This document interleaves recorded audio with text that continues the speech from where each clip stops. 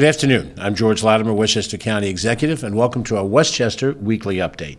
Today is Monday, June 10th, 2024.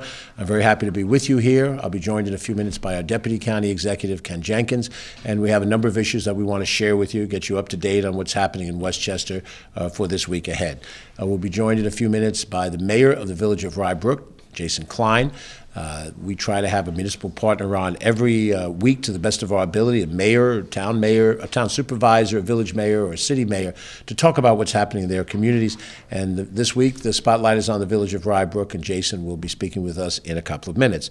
We have back our good friend Jim Maisano, who's Director of Consumer Protections. We've had him here a lot lately. This is going to be the Jim Maisano show pretty soon.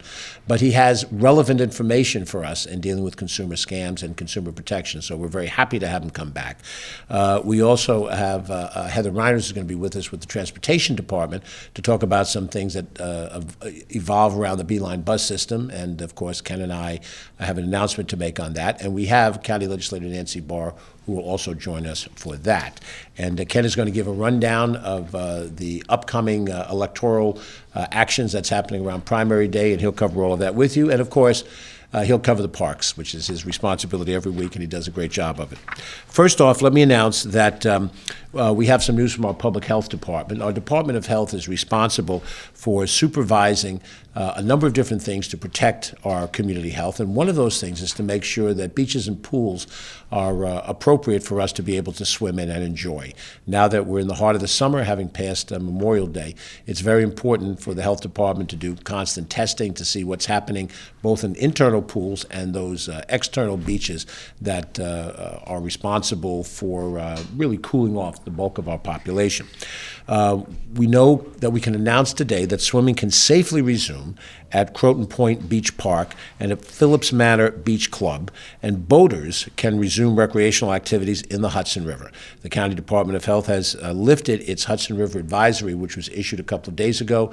We had a sewer pipe breach in the Crotonville, Ossining area, and it affected from that area down into the Yonkers area, and we had some prohibitions. But now you can go back to Croton Point Park Beach, which is a county-owned facility, and Phillips Manor Beach Club, that's in the Sleepy Hollow unincorporated section of Mount Pleasant.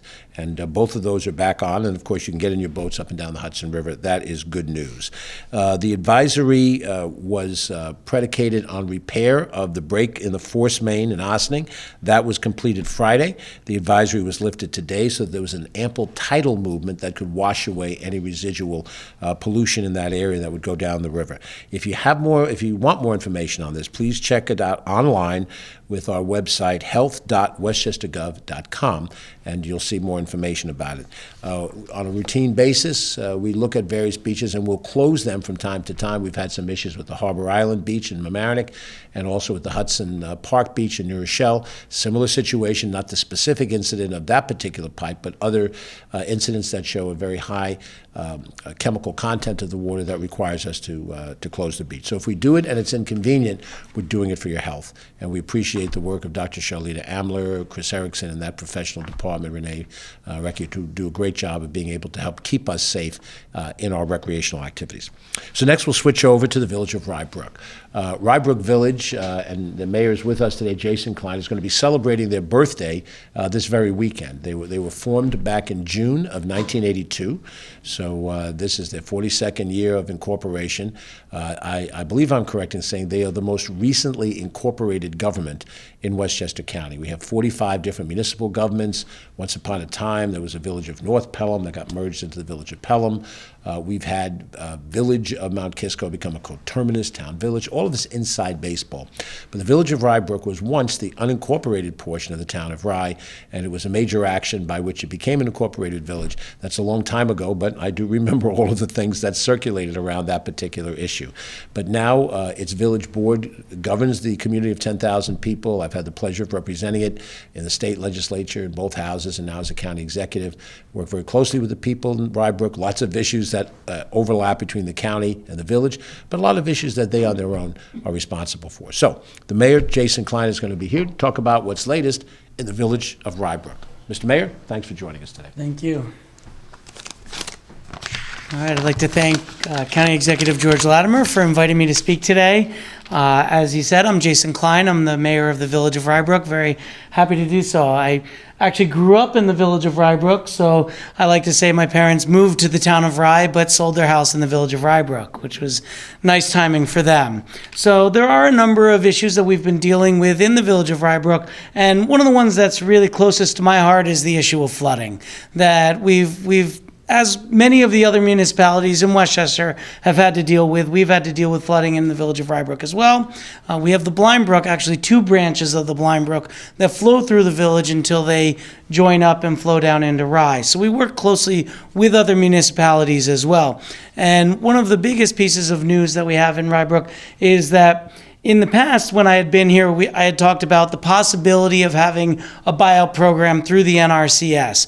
We are now moving into the point where we're getting into contracts of sales with the homes. So of the 22 homes that qualified through this NRCS, the National Resources Conservation Service program to buy out houses that flood regularly, of the 22 houses that qualify, 14 have chosen to move forward with this program, and we're now entering the contracts of sale. So we're getting into closings with these houses whereby the village will buy out the homes, demolish them, turn them into floodplain, so saving homeowners and other residents downstream from having to be flooded, but also giving residents an opportunity to move out of houses that flood regularly, so that it gives them another option of what they're able to do. This is completely voluntary. There's no force on this.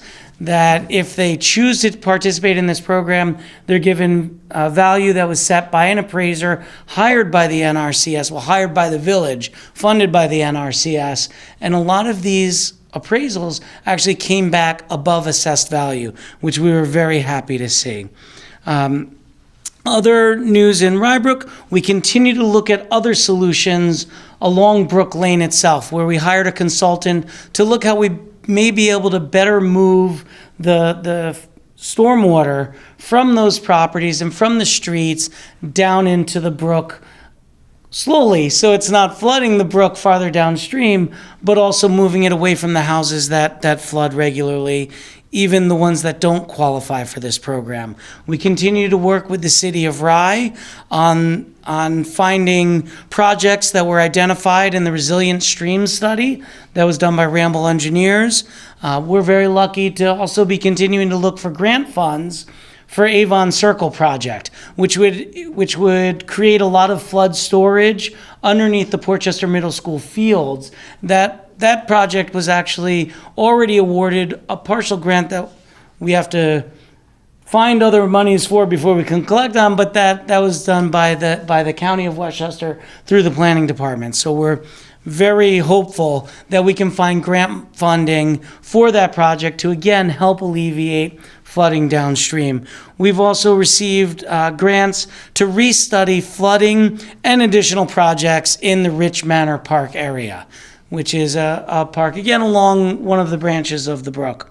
Rybrook continues to also be a village that welcomes development and redevelopment. And we think that Rybrook is a very strong place to invest in such development. We have a project that is currently approved through all of our boards and awaiting construction at 900 King Street. That would be a 62 and older age-restricted development. And just recently, we've received applications for development at 975 Anderson Hill Road, the former Doral property. And that's a mixed-use hotel, residential, and commercial property is what the application is for, and it's currently going through the EIS process. We just kicked off the EIS process from Village Board, kicking it over to planning, and that'll come back to us through that document. We had a public hearing on the scoping document. As the county executive mentioned, we have a lot of community events in Rybrook. This coming Saturday, we have our Rybrook birthday party, which typically is at Crawford Park. This year, we're having it at the King Street Fields, which were built in conjunction with Westchester County years ago, down on King Street there. And we've had events such as the Halloween in the fall, a lot of senior events run through our AJP Senior Center, and our phenomenal coordinator there, Liz Rotfeld, and many other community events, summer concert series, we'll have Ice Cream Fridays, and many more of the like to try and bring the community closer together. We are a community of 10,000 residents, and we like to try to get the people together as much as possible. So on behalf of the Village of Rybrook and the Board of Trustees for the Village of Rybrook, I'd like to say thank you to the County Executive for welcoming me here today to talk about Rybrook. Thank you very much. Thanks, Jason. Thank you. Thank you. That's Jason Klein, the mayor of the Village of Rybrook. And we should point out that the mayor of Rybrook, the trustees, village trustees, serve without compensation. There's a handful of communities in Westchester County.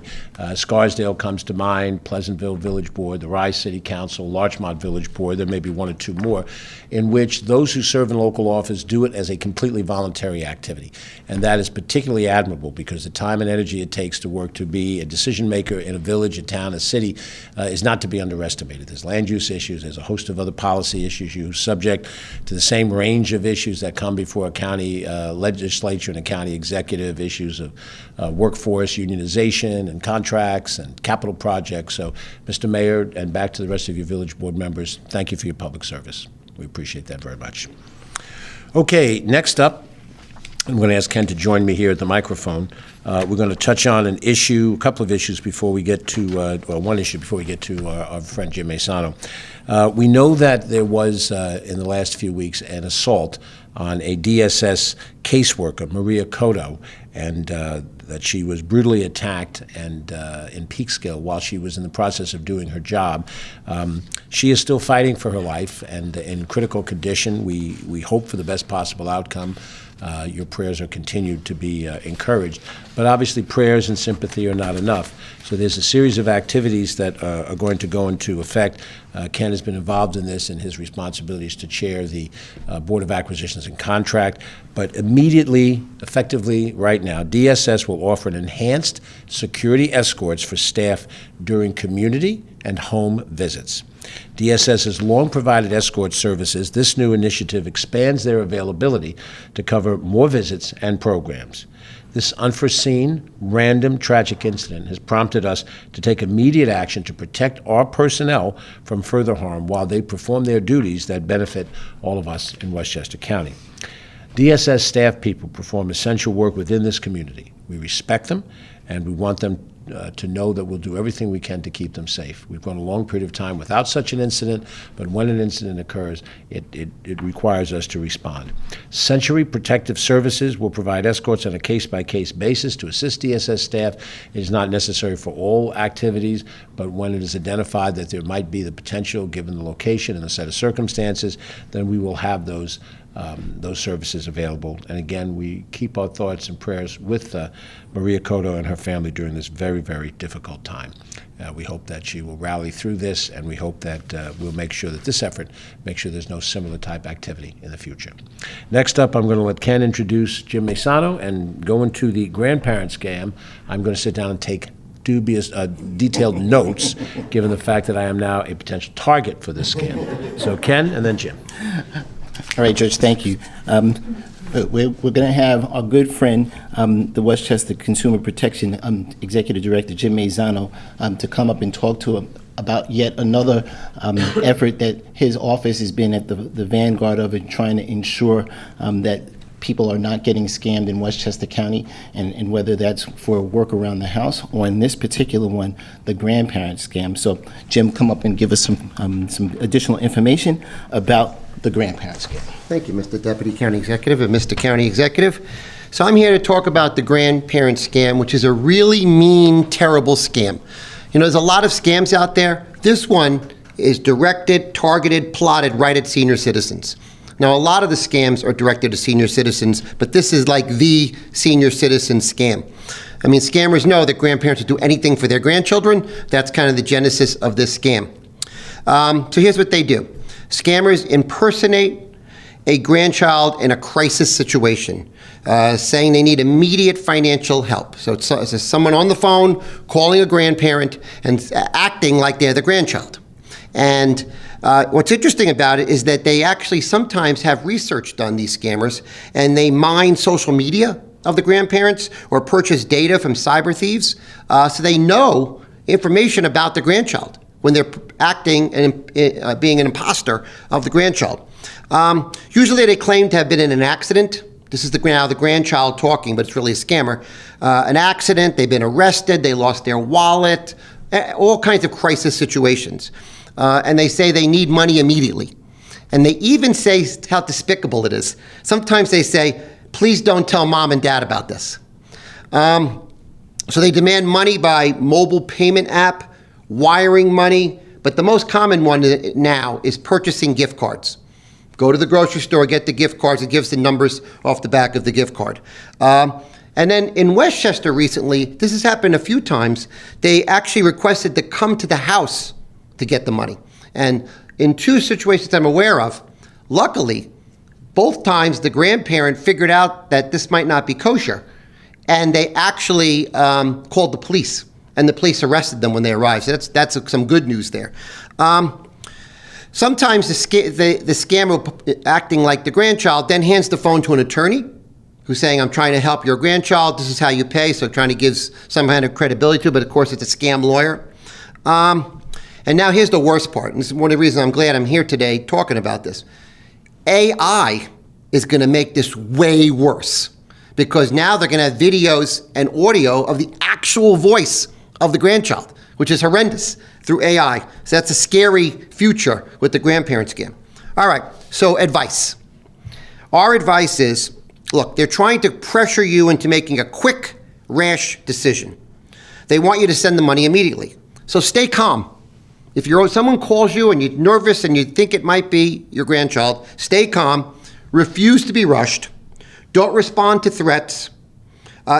Most important thing, if you get one of these calls, it's a scam every time, so hang up the phone.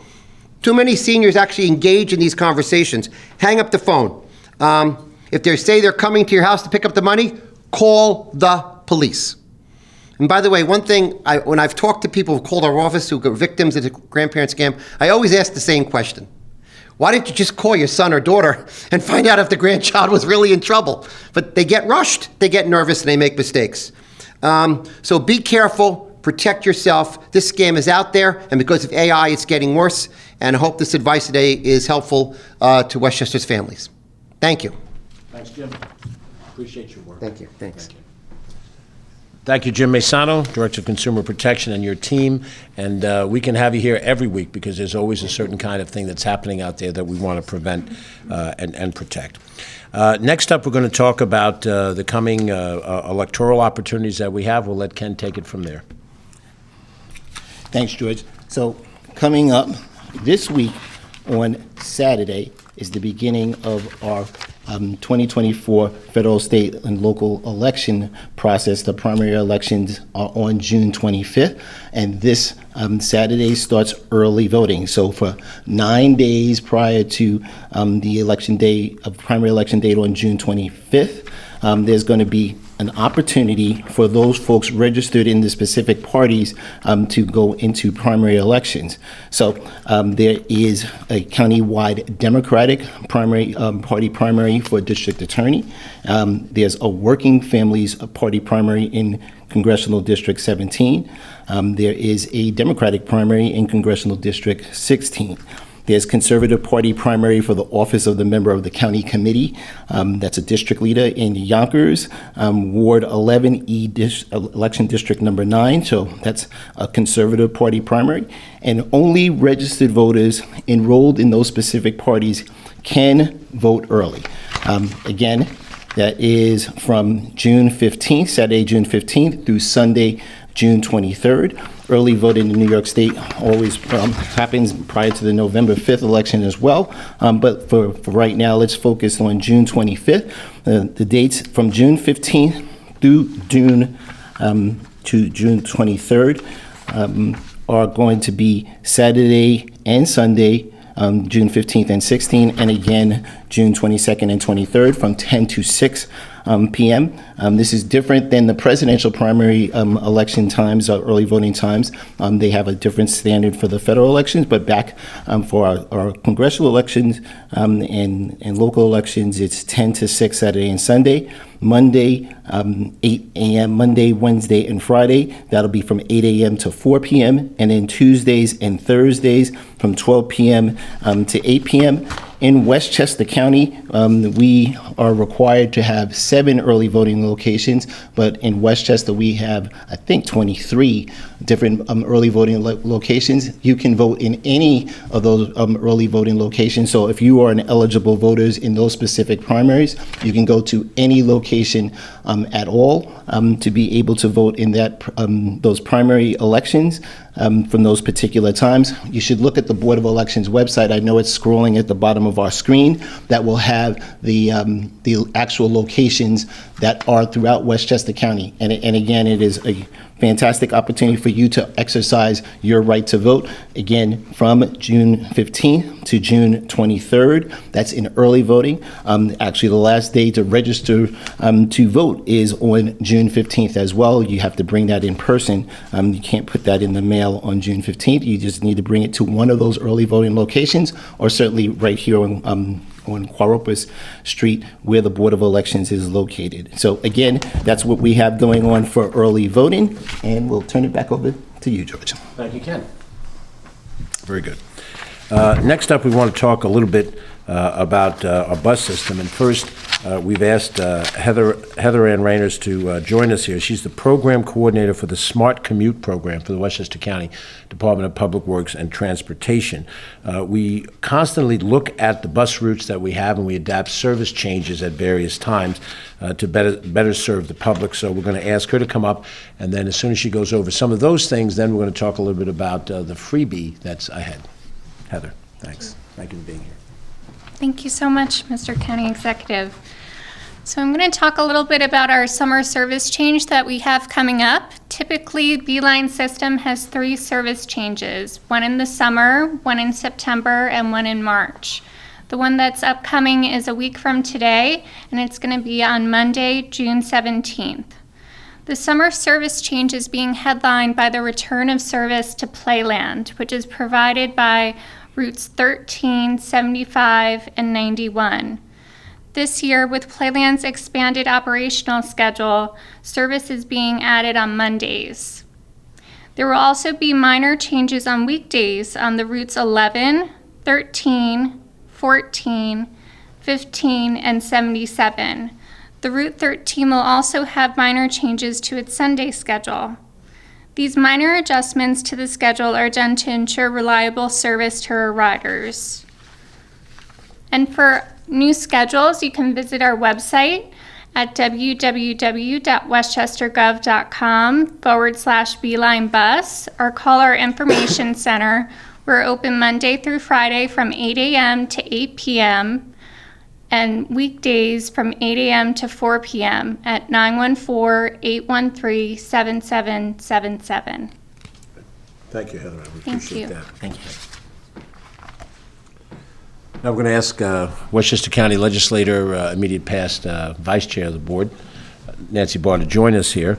And we announced this last week, but it's worth repeating, and we will repeat it throughout the summer, that the biggest service change that we have planned for the Beeline bus system is that fares will not be required on every Beeline bus route, including paratransit, beginning Monday, July 1st. And from July 1st until Monday, inclusive of Monday, September 2nd, which is Labor Day, we have a free Beeline bus service throughout the course of our system. Paratransit is also affected in that fashion, and this is the 3rd consecutive year we've been able to do it. Now, there's a certain amount of revenue that comes to run the system from the fare box when you pay a fare. It's not by any means enough to offset the cost of the total system. We have to subsidize it directly, and we get some state aid in order to do that as well.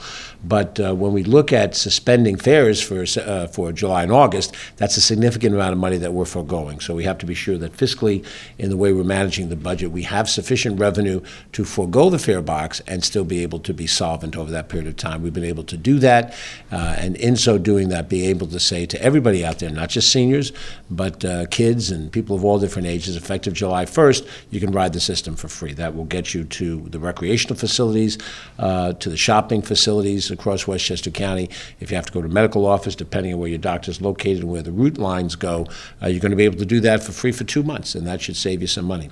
Now, Nancy Barr and her colleagues in the Board of Legislators are partners in these decisions, and they've been very focused on trying to figure out ways together with us to reduce the costs that people have. So Nancy is here, and I wanted her to say a few words about what the impact like this is in your world. Thank you so much. Thank you, George. I just wanted to say we're so excited that the county is able to do this again this year. The ridership on the bus and in paratransit goes up in the summer when it's free, and it's really enjoyed by many of my constituents, especially in Portchester. But I hear from them all the time about how convenient it is and how wonderful it is to be able to ride for free. And of course, it's great for the environment as well to have fewer cars on the road. So I encourage everybody to use the Beeline and paratransit for free this summer. And thank you so much to our county executive for making it happen again. Thank you, Nancy. Thank you very much, Nancy. So we are not yet in the free bus system, so make sure you have your fare ready to go. And on the 1st of July, which is coming up in a couple of weeks, we'll be ready to go forward. I do want to mention that we've had issues that relate to fare evasion on a number of different bus routes. It's not universal across the system, but there are certain areas and pockets where that's happened. As we approach a period of time of free bus service where everybody can ride for free, we want you to be clear. We will reassume on Tuesday, September 3rd, the fact that you have to pay to use the Beeline bus system. And we're going to have renewed efforts to make sure we avoid fare evaders. Those people who get on the bus for whatever reason and don't pay in periods of time when they should be paying are really robbing from all of the other passengers who pay their fair share. And we do need to understand, people understand that it is a benefit when we can provide it for free, but it is not intrinsically free. And we'll be taking some actions that will be starting on September 3rd. So let's be clear, we're doing something that we know is valuable. If we could do it all year long, we would, but the financial structure of how this system operates doesn't permit us to do that. But we are able to do it for July and August. We want you to enjoy that benefit, paratransit as well. But come September, we're going to be very focused on going back to a fare-based system. And if we can do that and do that in a reasonable way, then we can continue to provide good mass transit. That bus system connects you directly to things in Westchester, and it also connects to the commuter rail system into New York City, and also to the New York City subway system. I've been in various parts of the Bronx, and I see a Beeline bus go by, so I suppose if you live somewhere in the Bronx, you can get on the Beeline bus, get off before you leave the Bronx, and it's just as free for you as it is for a Westchester resident, just on the Beeline system alone. Also want to mention on a different area of public policy, our senior programs and services, that there's a program, Live Well and Age Well, the Planning Ambassadors for Aging program. This is a program that's done in partnership with Westchester's Public-Private Partnership for Aging Services and Fordham University's Graduate School of Social Services. There's a final report that is scheduled. It will be presented on Wednesday, June 12th, that's this week, 10:30 a.m. at the Little Theater in the Westchester County Center, located on Central Avenue in White Plains. The survey was designed to help people plan for successful quality of life in the future on a variety of topics to help Westchester residents assess their current status, set priorities, and define goals as they age. Along the lines of the grandparent scam, I am taking copious notes. RSVP is strongly recommended for this event. If you want to register, you can call telephone 914-813-6102, or there's an email address. I assume it's a scroll here. It's kind of long, so it's and with acronyms in it. So there's an email that you can use to RSVP. But again, the event takes place this coming Wednesday, the June 12th, at 10:30 a.m. at the Little Theater in the Westchester County Center, the unveil of the Planning Ambassadors for Aging program, and we look forward to hearing more about that, and we hope you'll be interested in it as well. I'll turn it over to Ken for an update on what's happening in our parks. Ken. Thanks, George. And for those folks that are going to try to wait to the free buses that do paratransit, you have to be registered for paratransit. You just can't just jump on a paratransit bus. To just another quick reminder for folks that may think about that. This week in parks, we're going to continue again on Friday, June 14th. Every Friday, we always have our mall walk at the Westchester and White Plains. So Tuesdays and Fridays are going to give that great opportunity. Continue the mall walk in White Plains. It's from 8 a.m. to 10 a.m. in the morning. And again, as we talked before, whether it's inclement weather or allergy sufferers, and now that we only have a different set of pollens out there right now, again, it's a great opportunity to get your walk on in the Westchester and White Plains, 8 to 10 a.m. Tuesdays and Fridays. On Saturday, there's going to be a great program that's at the Edith G. Reed Wildlife Sanctuary in Rye. That's going to be from 1 to 2:30. It's Shining by the Shoreline. It's SEINING. It's the time of the season when we all catch and study and release creatures from the Long Island Sound using a 25-foot seine net.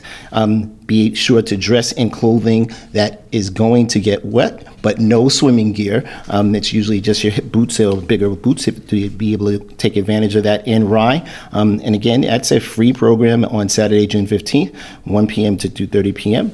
On Saturday, the 15th as well, 1 to 2:30, we're going to have a Take Out the Trash program right next door in the Marshlands Conservancy in Rye, and that's going to be able for you to volunteer to help keep our salt marsh beautiful by collecting trash that's been left by the tides. It's a great way to have fun, get some exercise, and give back to the earth and your Westchester County Park System. Again, that is also on Saturday, and that time, again, is going to be Saturday from 1 to 2:30 in the afternoon, taking out the trash at Marshlands. And again, there's a lot of things that get floating on in the water as we kick up things from storms that have happened. Saturday, up at Ward Pound Ridge Reservation up in Cross River, at the same time, 1 to 2:30, a tree identification workshop. That's at the Trailside Nature Museum at Ward Pound Ridge. So you join the Trailside crew for a guided hike. Together, we'll learn about how to identify wildflowers as well as find a few of the noteworthy tree species that call the Ward Pound Ridge Reservation home. Again, another free workshop in the nationally accredited award-winning park system at Ward Pound Ridge. Sunday the 16th, out down at Alfred B. Del Bello Muscoot Farm in Somers, also off of Route 35. Our market, which supports farmers and sustainable efforts in the area, features about 25 local vendors every Sunday, and that goes right till November 17th. And you never know when you're going to see the county executive or any one of the legislators popping by to participate in the farmers market. Again, 9:30 to 2:30 on Saturday, June 16th. And finally, we have on Father's Day, June 16th. So for all of those folks that have wanted to make sure they got the asterisk in there for Father's Day coming up on June 16th, 10 a.m. to 1:45 p.m. Let your fathers go out there and enjoy Bicycle Sundays for the 50th anniversary of Bicycle Sundays on the Bronx River Parkway and Reservation to get through the 13 and a half miles. So whether you're on a bike, a scooter, inline skaters, walkers, or joggers, and that's going to go right through the end of July, and then it skips August, starts back up in September right through October 6th. Bicycle Sundays, 10 to 2 on the Bronx River Reservation. Of course, it's got to be a Father's Day hike, right? Or at Lasden Park and Arboretum up in Katona. It is beautiful. They have some great gardens there. The Veterans Memorial's there as well. 10:30 to 11:30. It's a Father's Day hike. Celebrate your father at beautiful Lasden Park. That doesn't mean your father has to go. That means you have to go. And it is free up in Lasden. And finally, Big Equipment Day up at Alfred B. Del Bello Muscoot Farm. Get close with tractors, mowers, and other equipment that do some of the biggest jobs there on the farm at Muscoot. Again, that's from 12 to 3 because fathers don't like anything but big equipment, tractors, mowers, etc., even though we're off on Sunday. Back to you, George. Thank you very much. And I was just thinking about my father. Dad, it's going to be Father's Day. Let's go for a hike. Or let's take out big mowers. I don't think that's how my dad looked for Father's Day. But we wish all the fathers out there a very happy Father's Day coming up, including you, Ken. And we wish you a good, safe week ahead. We will keep you posted on any other issues as they arise. And of course, we're a couple of weeks away from the free bus fares, so put a note on your calendar. And as I said before, if you have nothing to do on a summer's afternoon, get on a bus, go to the other end of the county. It's a beautiful county. You're hearing all the different mayors and supervisors tell you about what's nice in their area. Get on a bus and go to Rye Ridge Shopping Center and hang out in Rye Brook for a couple of hours. I'm George Latimer. Thanks for watching. Have a great day.